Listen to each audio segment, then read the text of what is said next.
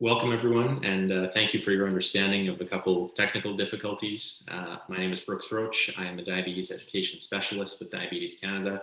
I'm very excited to welcome you to this webinar today.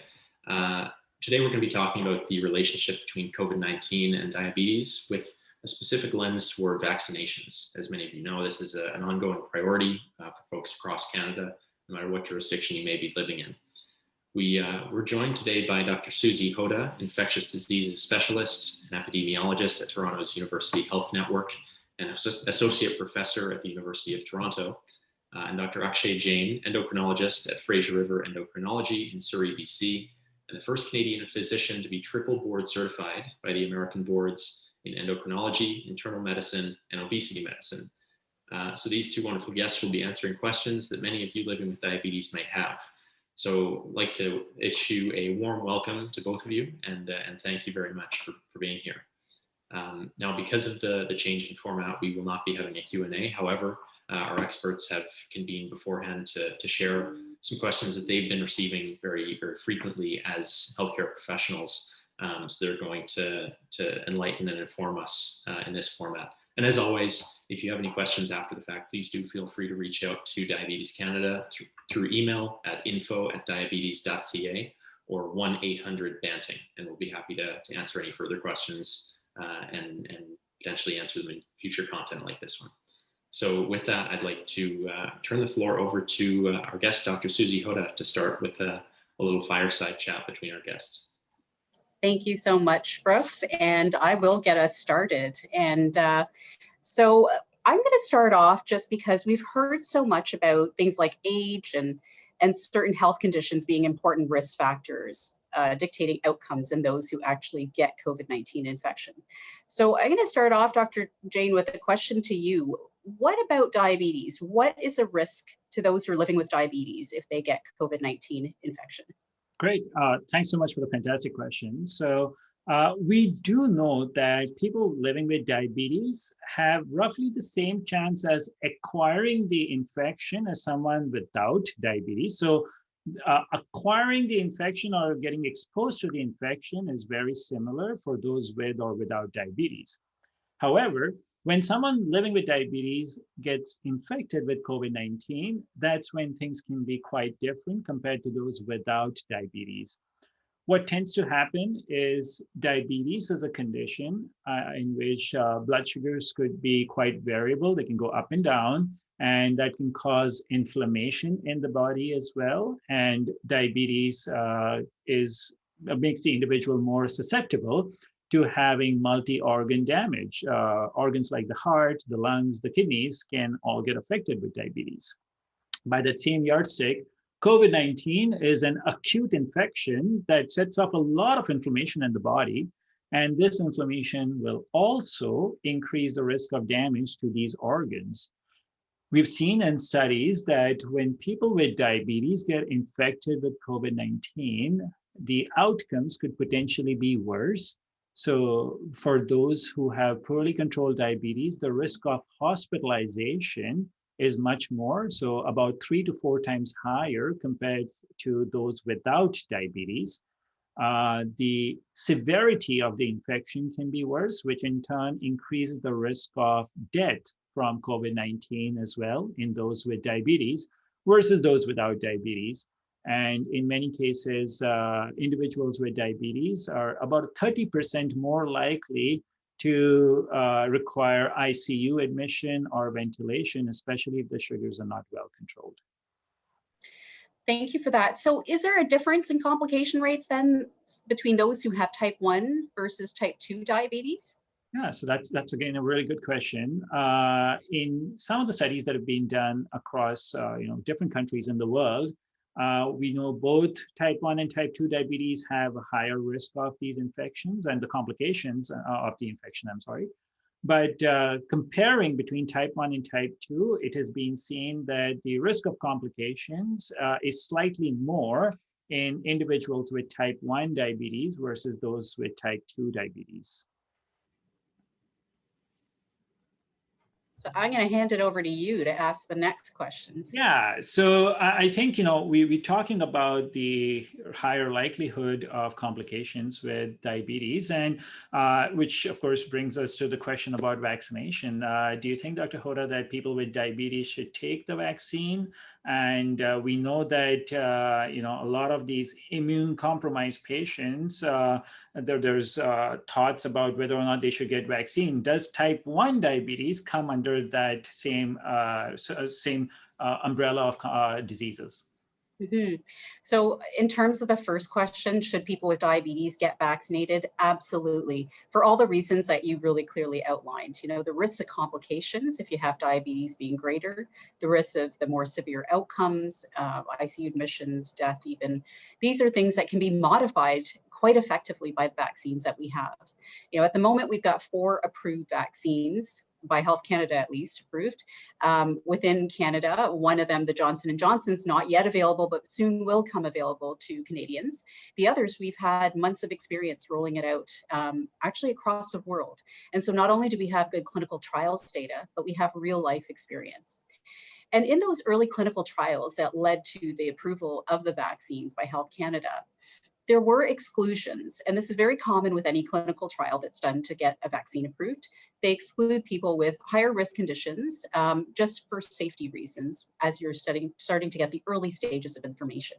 And one of the exclusions was, as you mentioned, those who are immune compromised, but also those who had autoimmune diseases.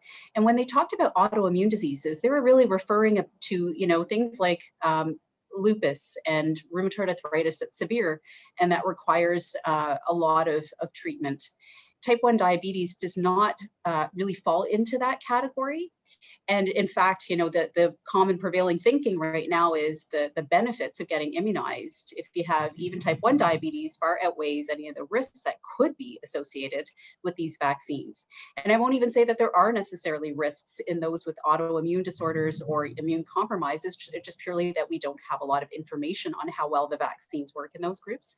And that's why at the present time, the advice is if you have one of these, talk to your health professional. But overall, I'd say absolutely, if you have diabetes, type 1 or type 2, you should get vaccinated. So in your experience, Dr. Hota, in Ontario, for instance, are people with diabetes being prioritized for vaccination? Yes, so they are being prioritized, although there are several layers of prioritization in our scheme. So right now in Ontario, we've entered into phase 2 of our vaccine rollout just recently. And in phase 2, it includes a number of people with different health conditions that put them at risk for complications of COVID-19. And those are stratified according to the highest level of risk, which includes people with, recent transplants, for example, with certain cancers like blood cancers, really bad renal impairment, kidney impairment, things like that. And then there's the high risk groups, people with really significant obesity and some other health conditions. And those, are smaller numbers of people in Canada that would end up qualifying for those conditions. And so we'll probably move through that relatively quickly, I'm thinking. And then beyond that are the at-risk people. And this includes a large number of people with different health conditions, including diabetes. So I do think in the next, month or so, we will be cycling through to get to all of those individuals. And I hope that with more supply, we can get there faster.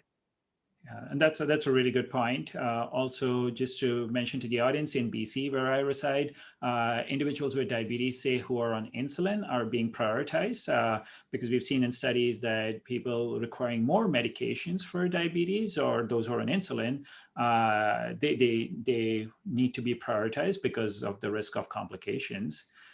Speaking about the vaccine, Dr. Hota, you just mentioned about 4 different vaccines being available, 3 at least commonly available already in Canada. Which one is the best one for people with diabetes? So we don't really know if there is a vaccine that's better than the others for different types of subgroups. All I can say is that in the clinical trials for each of these vaccines, they were very careful to try and include a reasonable number of people with different common sort of health conditions that we know put them at risk for COVID-19. So we can say that the vaccines work for those individuals, and we can say that they're represented in the trials, but we don't really know that one's better than the other. So I would say get the first one you have available to you. Yeah, I would encourage everyone listening in to make sure that you get the vaccine. The data is really strong. There's no need really to pick and choose. One of the doctors that I work with gave the analogy that, if God forbid, if someone is drowning and someone throws out a lifesaver, you don't pick the color of the lifesaver, you just grab onto the lifesaver. So it's really important because of the risk of complications. One should consider getting the vaccine. How about after the vaccine, Dr. Hota? If someone gets the vaccine, does it mean that they have absolutely no risk of getting the COVID-19 infection? None of the vaccines are 100% effective. I don't think anyone's claiming that they are in terms of preventing symptomatic infection with COVID-19. And that's what they were studied against. That was the endpoint of the clinical trials that led to the authorization of these vaccines.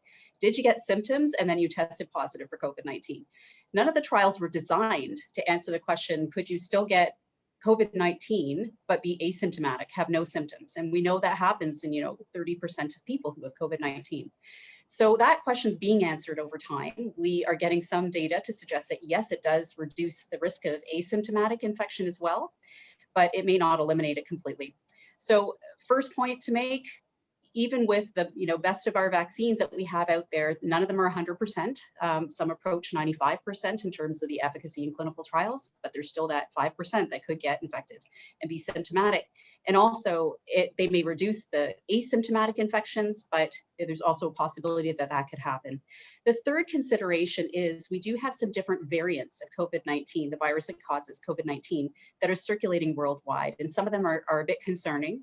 And two of them in particular, one that originated from South Africa originally, and the other that originated from Brazil, are circulating quite widely. Even within Canada, they're starting to circulate. And they may reduce your immune system's ability to respond to the vaccines effectively. So we don't know what the overall effect will be on how well the vaccines work. It's likely that they'll have some effect, but I don't think it's likely that they will eliminate the effectiveness completely of these vaccines, but they might be reduced by this. So we have to learn that over time. So it is possible that people could still get infected, but the important thing is how much will it affect their bodies? And all of these vaccines right now are showing dramatic reductions to almost elimination in the risk of hospitalization, severe illness, and death. And to me, that's the bottom line, what we need to focus on. That's a really good point. Yeah, so I'm going to take over from this question and ask you a few. So really what I wanted to shift to is recognizing that people with diabetes can still get COVID-19 infection, as I just mentioned, in spite of being vaccinated, or as they're waiting for their second dose of the vaccine. I have a few questions about what to think about in terms of infections and risks, with diabetes and COVID-19. So if you have poorly controlled blood sugars at the time of COVID-19 hospitalization, can this lead to a worse outcome? Yeah, thanks for that great question. So we know that when blood sugars are poorly controlled, and when I speak about poorly controlled blood sugars, there can be one of three options there. One is people with very high blood sugars. The second could be people at risk for recurrent or multiple low sugars or hypoglycemia. And the third are people with a high degree of glycemic variability, which basically is a lot of ups and downs in the blood sugar. So the blood sugars that are swinging from high to low all the time, that's called glycemic variability. All of these three, individually as well as together, constitute poorly controlled blood sugars. When sugars are not well controlled, at that point of time, our body's ability to fight off infection also gets impaired. So we do know that people with poorly controlled blood sugars, say for instance, if they were to get a skin infection, a bruise, those things take a long time to heal. In the same way, if there is a systemic infection, such as COVID-19, then it affects our body's ability to fight off that infection. So that's really important to note. So really important that we control our sugars if we have diabetes. In studies that have been done so far, they've seen that people with those ups and downs of blood sugars or glycemic variability, or those who have had higher sugars at the time of admission to the hospital, or those individuals who in the last 5 years have had previous hospitalizations, either for low sugars or high sugars, all these individuals are at a very high risk of having worse outcomes when they get COVID-19 infection. So it's not just a question about when you get the infection, but what leads to that when it comes to your blood sugar control, it makes a lot of difference. So now is probably the most important time, if there ever was one, to make sure that our blood sugars are well controlled so that our immune system is tuned to the best of our ability to fight off these infections.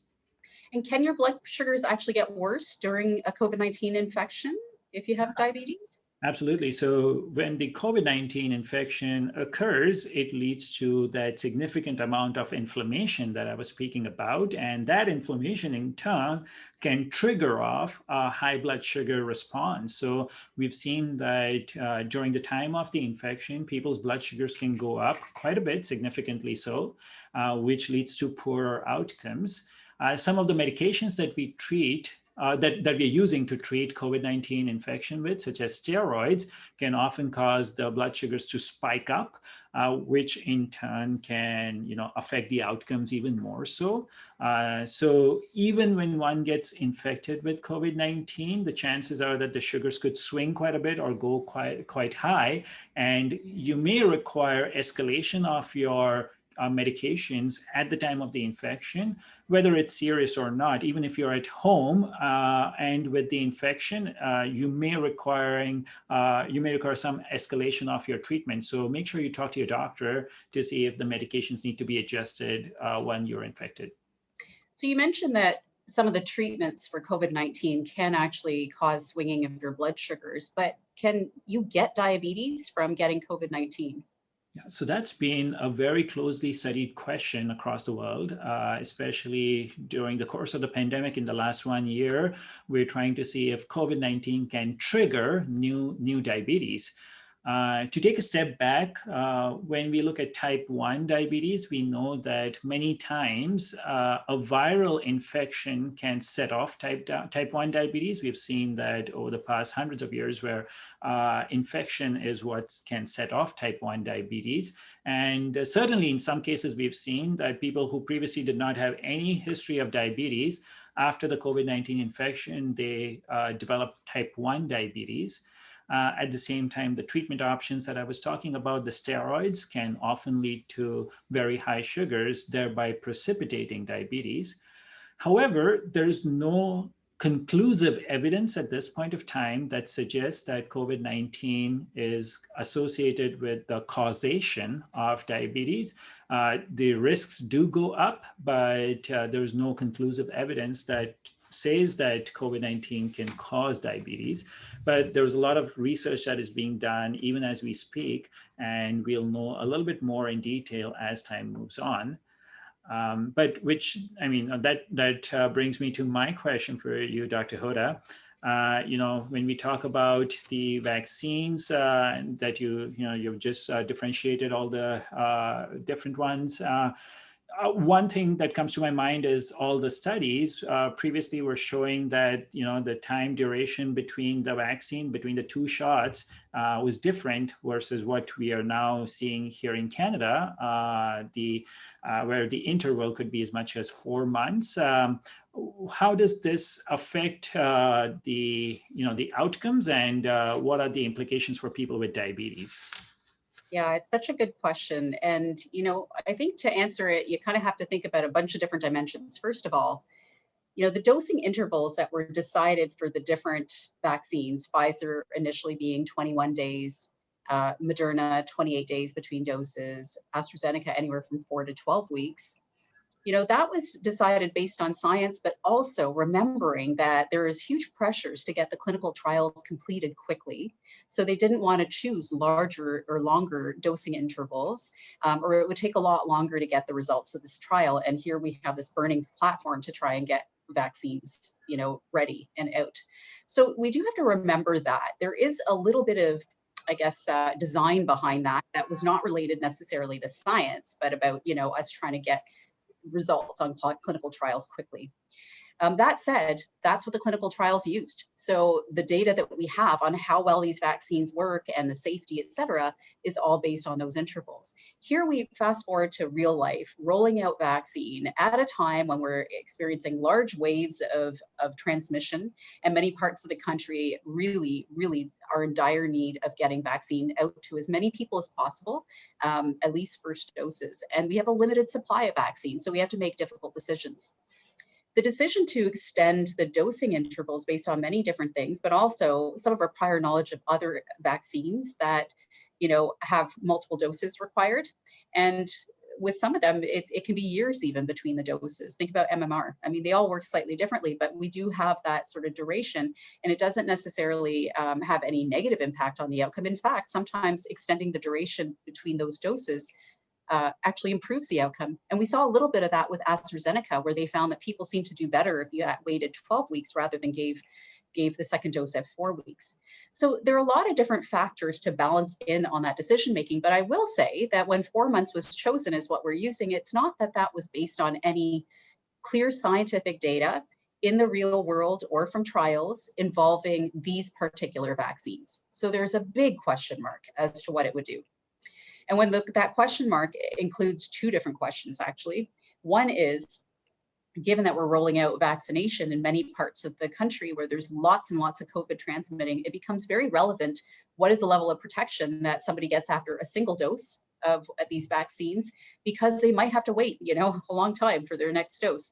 And so if there's rampant transmission around them, that's a very important question. If you're living in Atlantic Canada and there really isn't that much COVID around, you're probably a little less concerned about that because the chances that you'll encounter the virus in that dosing interval is lower. So that's one question. And what we know so far is that in people who are young and healthy and don't have other health conditions, you likely have moderate to good protection after a single dose, at least 2 weeks after the single dose. It's not as good as what you would get after your second dose, but it's still pretty good.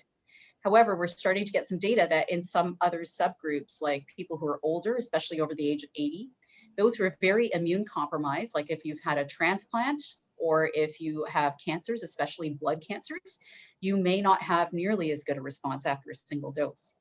The second question that's really relevant is, okay, say we get this delay in the dosing interval, will it have an effect on the overall effectiveness of the 2-dose regimen because you've changed that dosing interval? And this is where I said extrapolating from other vaccine schedules kind of makes you think it probably shouldn't affect most people, but we don't know. It hasn't been studied. We do know that there's some very, very early studies that suggest that in people with certain cancers, especially blood cancers, it might affect their overall effectiveness if you don't give the second dose quickly enough. But it's very preliminary. I think these are things that we have to be watching very closely. We don't know anything in particular about diabetes and how that affects you, where you lie on that spectrum of protection with a single dose or with a delayed second dose. So I would really like to see us, as we get more vaccine supply, shortening that duration between the doses back to something that has been better studied, so we feel a bit more confident with it. These are excellent points, Dr. Hota. In the environment that we are in today with all this media speculation, the one thing that's become quite the buzzword lately is the side effects of the vaccines. So you spoke about how effective they are at controlling, especially the severe infection or hospitalization.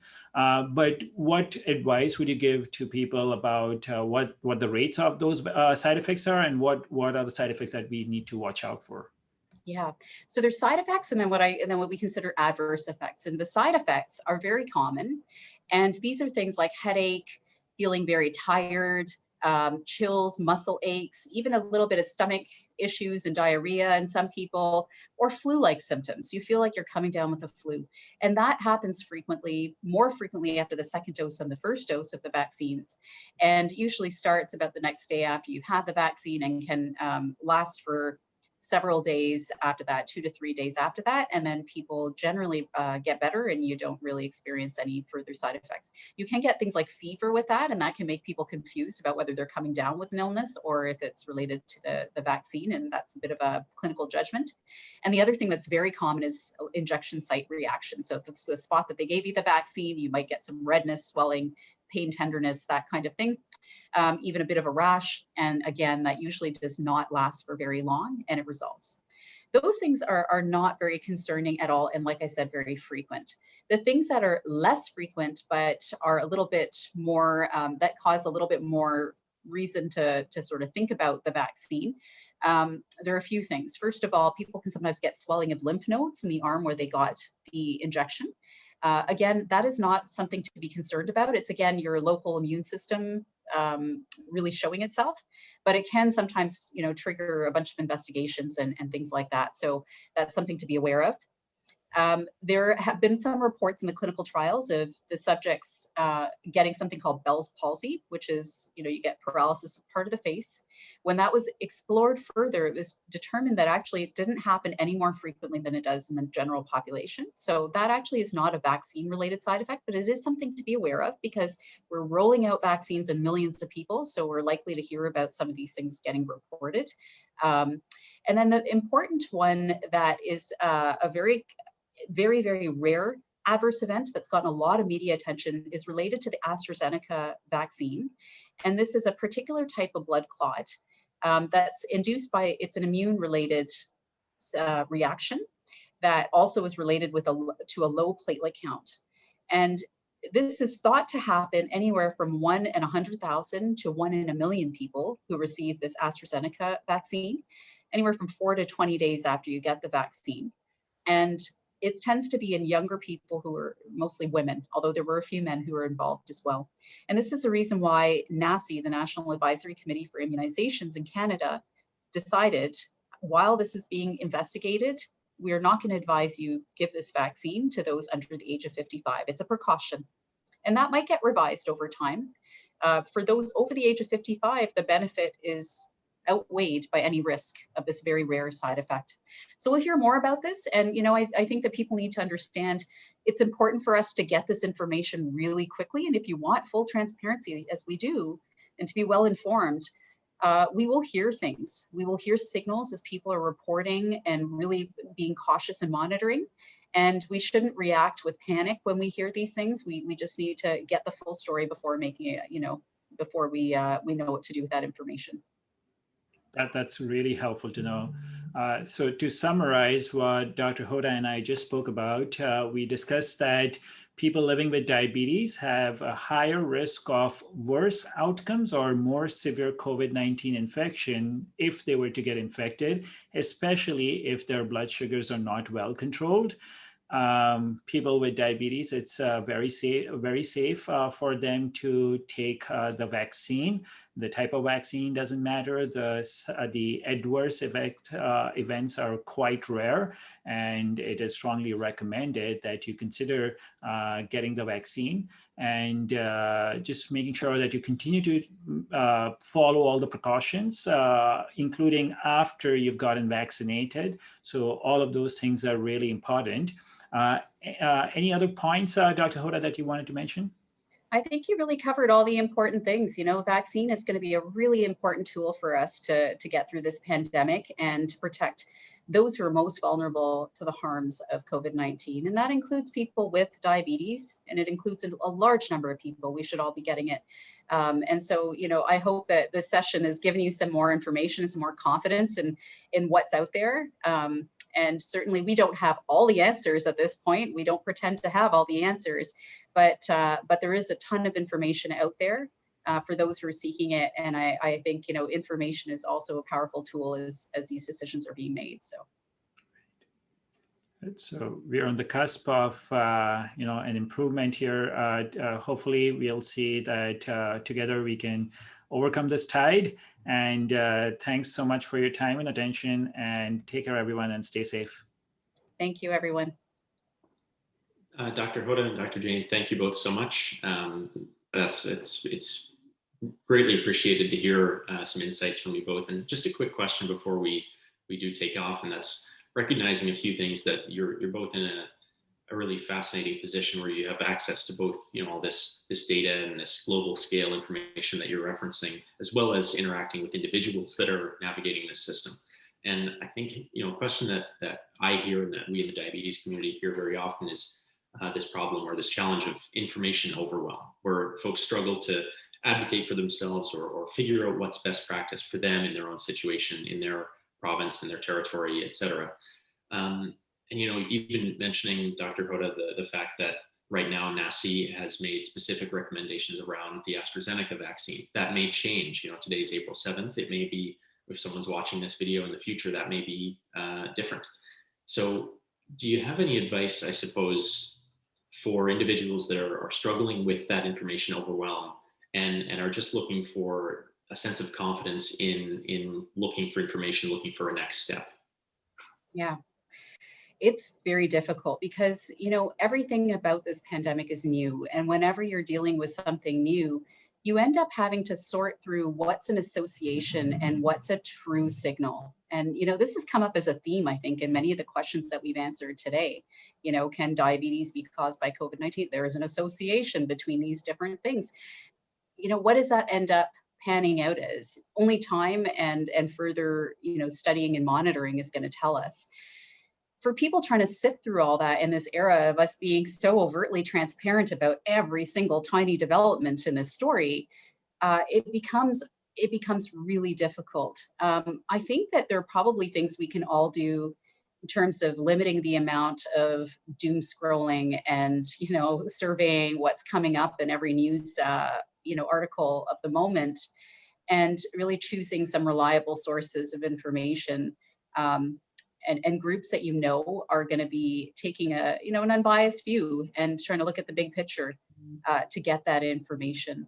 I will say, in my view, for the most part, the media has been doing an excellent job at trying to cover some really complex issues. I really think, like, I've been very impressed with how some of it's been covered. But it doesn't matter. It's just a lot. It's a lot of information. So I don't know, Dr. Jane, do you have any thoughts about what your best sources are and how you manage the overload? Yeah, I mean, it's a state of flux. As you really eloquently pointed out, it's a dynamic situation that's constantly evolving. I personally feel that anytime someone hears about something that just happened, I think we should avoid a knee-jerk reaction because we need, you know, more data to assimilate and form a logical conclusion, which is how we've been doing or managing scientific evidence for a while now. So I would suggest not reacting to every new thing that you hear, but wait until there is a formal assessment of that by the medical community, by a provincial Ministry of Health. And also, you know, you can have that chat with your doctors. Yeah, we're all in this together. Things are changing all the time, and we are still uncovering more and more details about this. Okay, thank you so much to both of you for those answers. I think that's, you know, speaking personally as someone who lives with diabetes, it can be very difficult to sift through all this information. So those are really helpful strategies, and I really hope that to our viewers, this webinar has been helpful for you. I'll reiterate, if you have any questions or want further information or resources, please do feel free to contact Diabetes Canada, 1-800-BANTING, info@diabetes.ca, or diabetes.ca as a website. If you'd like to look for COVID-19 specific resources, diabetes.ca/coronavirus will direct you that way. And once again, a wholehearted thank you to our special guests, Dr. Susy Hota and Dr. Akshay Jain, and to everyone watching and hopefully applying all that you've learned in this session. So this concludes today's program. To everyone watching and to our guests, take care and thank you.